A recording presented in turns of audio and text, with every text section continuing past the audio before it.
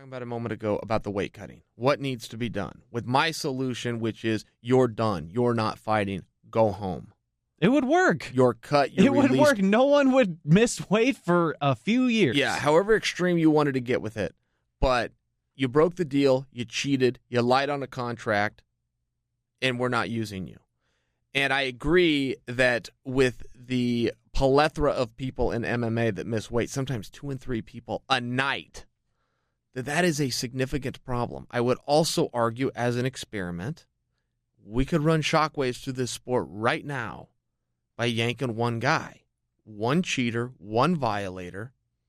Don't just take his money, up it to a disqualification, pin me, pay me to the other person, and I don't think you would have that problem for another 2 or 3 years before someone needed to remind you of it. Now, that would be an experiment. I don't know that we're right. I trust that we are. Maybe that's the gamble that somebody needs to take. But I don't know why MMA is plagued with it. And I really did appreciate that Dom called it out, because that's what it is, man. You cheated. There's a rule here. A signed, written rule that comes with a punishment. That's how we know things are rules. If there's a punishment, then there was a rule. And you broke it. And it is cheating. Dom called it cheating. Dom called it the right word. I'll ask you this, and you might have answered it already, but I want to be very clear. What does boxing and wrestling do different where they're not plagued with that problem? I have no idea. Do they do the same thing? Just you make that weight on that day, and then we're fighting. Well, here, I actually do have an idea. In wrestling, yes, period. That match will not go on, period, on any level, from high school to college. That match to the Olympic level. You're 1/10, and they measure you all the way to the 10th. In foreign countries, they'll measure it at grams, if you can believe that. Some of their scales go all the way to grams.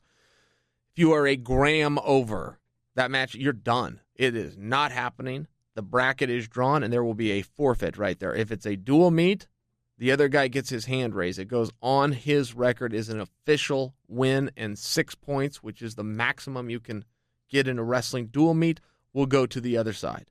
They will treat it as though a pin took place, which is the most dominant thing you can do in wrestling. So they just don't deal with it. And nobody misses weight. I mean, nobody. They would be shamed. They would let their team down, themselves down, the sport down, the other guys down, the crowd. It just simply doesn't happen. In boxing, I don't know. I don't know why those guys don't miss weight.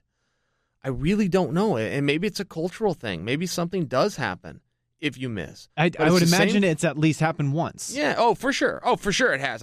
Me telling you I don't know of it, and I like boxing. That's where it is. Wrestling, I know everything about wrestling. I'm a historian. I never miss a wrestling match. So I'm telling you, I could not name an NCAA's, a world, or an Olympic championship where it happened. There was even a rumor that Daniel Cormier did it, but that was a false rumor. Daniel made weight.